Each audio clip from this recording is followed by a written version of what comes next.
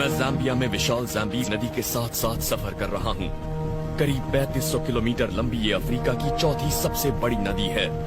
इस चुनौती में मुझे नदी पार करके जंगल में जाना है। मेरे पास बस कुछ बुनियादी औजार हैं और मेरी कैमरा टीम मेरे साथ होगी। ये एक मुश्किल चुनौती है।